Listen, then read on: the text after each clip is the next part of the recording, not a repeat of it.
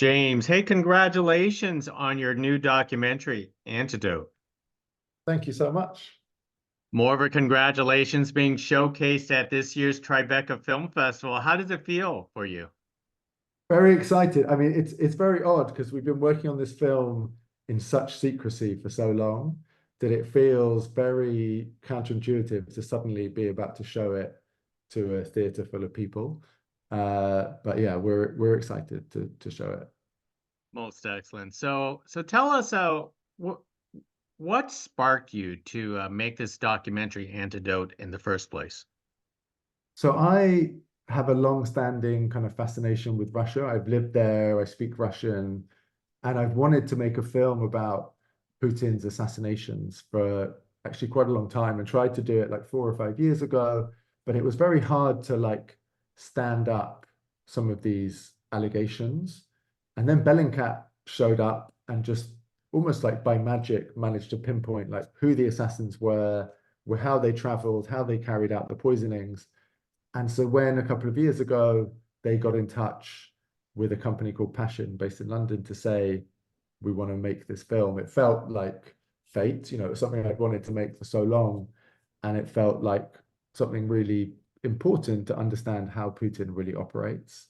And initially, it was more of a kind of retrospective film looking back on the assassinations that Bellingcat had exposed.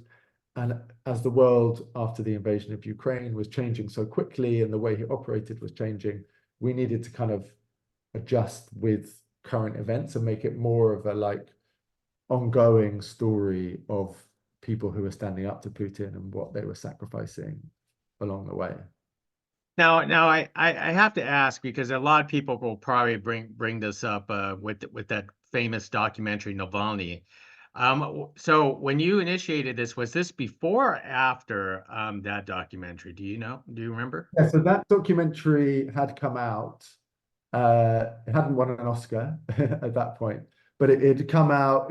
Christo had become more of a public figure at that point. So we were all, I'm a huge admirer of that film. We were always conscious of making something that felt significantly different. Obviously, there is some crossover. Navalny is in the kind of background of our film in that we have like a whistleblower from the poison program who worked on Novichok, which was used to poison Navalny. We have another opposition politician called Vladimir Karamurza, who, like Navalny, was poisoned with Novichok by the same people and is now languishing in prison, like Navalny was. And Christo obviously was a kind of driving force behind that investigation, and he becomes kind of the central protagonist of our film, but in a much more personal way, I would say, than in that film where he's like a pure investigator. In our film, it's really about like the personal toll that his work takes on him and his family, and the kind of fairly extreme and dramatic results of that. So how did you find the other two subjects with the scientists and Vladimir, the opposition leader? How did you find them, and how did you convince them to be a part of this documentary? Yeah, so it was, with lots of documentaries, it's hard to persuade people to go on camera, but particularly when they are living through, fairly traumatic and often kind of life or death scenarios like these contributors were. The whistleblower from the kind of poison program had been a source anonymously to Christo going back to the Navalny investigation.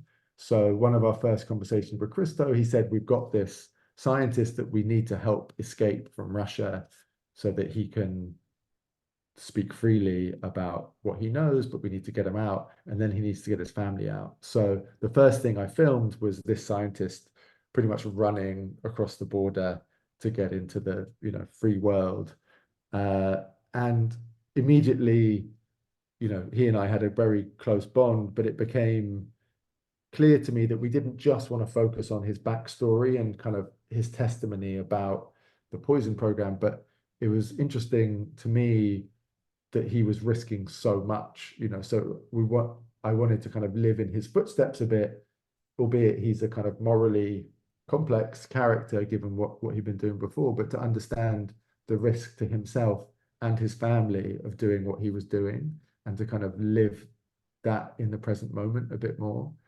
And he was really determined to speak publicly. So, the main concern with him was the security and safety of his family in their new life. And we use a technique to disguise his face and his facial features so that he's not identified.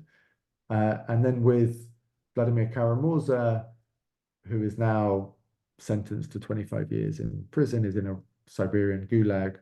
His wife is this kind of amazingly charismatic figure, but someone who is not an attention seeker. She's not someone who wanted to be in the public eye and finds it exhausting and difficult and misses her family. She has 3 kids who've already lost their dad to prison. So, with her, it was really just forming a personal bond where she trusted us to tell the story responsibly. And, I think she believes that the more she can keep his story in the public eye, the less chance there is of him dying or being killed in prison.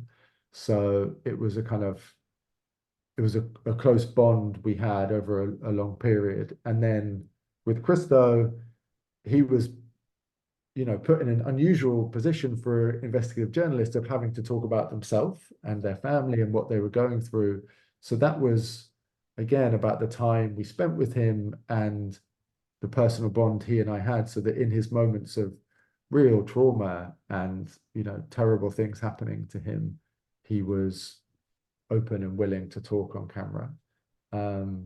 So all of them were like very enthusiastic collaborators, but it was often delicate in that we were asking them to open up at very difficult moments. I watched the documentary and I was actually amazed how you film such important events in their lives. Did you feel that you were very lucky and fortunate to be filming at those pivotal moments? Yeah, you feel it's a really odd feeling when you almost feel intrusive that someone is going through something so terrible, and like, luckily, partly for budget and logistics, but I ended up filming it a lot myself just on a little camera. uh and I think that made it easier because once you have that bond of trust with someone, you're not there with a big crew and lights and making them do stuff they wouldn't normally do. So it becomes more natural and they become used to you. But definitely, and there's when we went back to Christo's father's house in Austria, it was a very genuinely difficult and upsetting moment for him. And like, I didn't take that lightly that he would be willing to go along with me when it would be much easier to say, do you know what? This is something I need to do on my own. So, I was like amazed that he was open to doing that, given that he is, the most brilliant investigative journalist who pulls off these things, but never volunteered to be a public figure. It's not like Navalny, who is a politician who chose to be on the public stage. Christo's a very different character. So yeah, I never took that for granted. And I was kind of, yeah, amazed and grateful that he was willing to open up at those moments. James, let's be honest about doing a film about assassinations, especially with a psychopath like Vladimir Putin. Were you ever concerned about your safety when you're attached to some of these subjects and that something could happen and you could be in the middle of a crossfire? Yeah, I mean, it's funny because from the very beginning, we took such extreme security measures. We were talking code words. Wouldn't even tell our closest family what we were doing. Encrypted apps. We were in like a separate underground bunker. Not on the internet. All these things, and at some moments you think like we're being a bit silly. Like, no one cares what we're doing. This is ridiculous. And then things happened in the course of making the film that made us realize like, no, actually, this is justified. Like, there are people who care.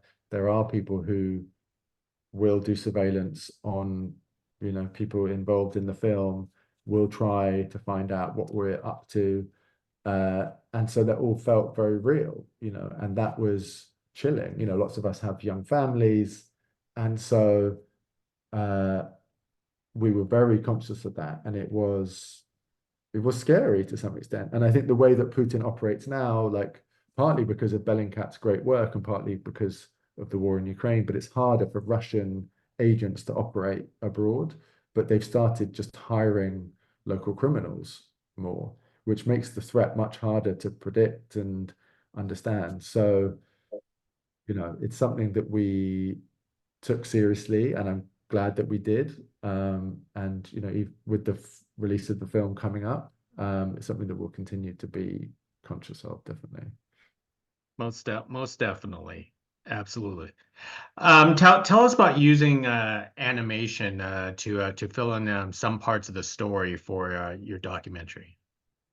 Yeah, so there were obviously a lot of the story happens in the present moment, but there were kind of backstories, particularly to do with poisonings and so on, that we needed to illustrate. And sometimes, as a filmmaker, you want to kind of blur the line between reality and archive or something that you've kind of shot artificially yourself. But with this, I think we're really clear that when we're in the present moment, we wanted that to be really clear. And then when you're in retrospective backstory, it should feel very different. And so we wanted to explore animation, and then we wanted it to feel kind of like noirish, almost spy thriller, with a bit of like Russian modernism influence on it. And we worked with an amazing animator called David Penn, who just like got the concept so brilliantly and made it feel just like really rich and sinister and full of life and character.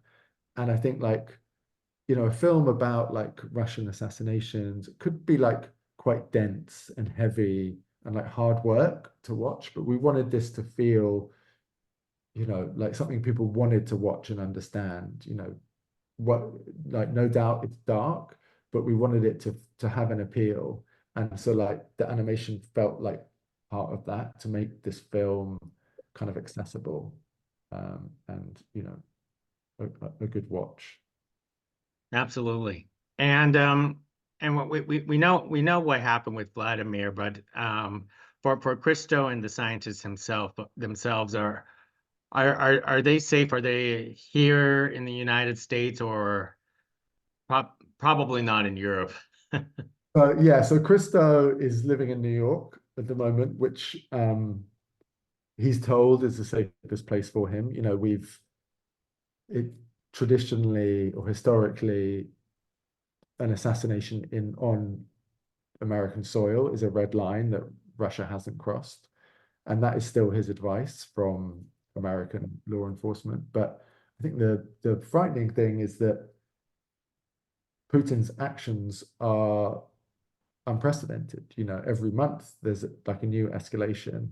And so, and with an election coming up in the States at the end of the year, with a new president coming in who may be more favorably disposed towards Putin, it's, the whole world is unpredictable. So for the time being, that feels like the safest place for Christo to be, which is hard given that his family are based in Europe. So he has been isolated. And then the whistleblower is in a country that I can't name, but is living under a new identity, and his family are with him. And all the signs are that he's, safe, and uh, is excited for the film to come out, even though he won't, no one will know that it's him. Um, but I think both of them will probably live with the threat on some level for the rest of their lives. But Putin doesn't forget. Skripal was living in Salisbury in the UK, and had been part of a prisoner swap. They thought they'd forgotten about him, and then years later they tracked him down and poisoned him. So that's part of Putin's psychological game. You can never completely relax. Well said. Well said. So what's up next for you, James? It's a good question. I was actually going to do a film for Netflix, which has just fallen through. So uh, I'm going to enjoy this film being seen by the public and kind of uh, yeah, just the kind of relief of finishing it and then see what comes next. But I don't know yet. Well, hopefully no trips to Russia, right? Yeah, that's not going to happen for a little while. I think until Mr. Putin is no longer with us, I think that'll be off my holiday list. Well, let me wrap it up with one last question with you, James. As people have a chance to watch Antidote, starting with that Tribeca, what's the one most important take you hope they walk away with? I think really just the lengths that Vladimir Putin goes to deal with his opponents, you know, just the ruthlessness, the kind of gangster style vengeance that he has. And also, I think, given that the world is having elections, you know, in many parts of the world this year, maybe lots of strong men coming in, understanding how important journalism is, how important democracy is, when strongmen who would seek to destroy both of them in their own interest, like understanding that this isn't just a story of a Russian dictator, this is something that probably a lot of us see reflected in our own countries. That feels like a timely kind of warning shot to all of us. Well said. James, thank you very much for speaking to us about your documentary Antidote. I think it's very courageous for you to do a documentary like this, and it will certainly be an eye opener. So thank you. Thank you so much.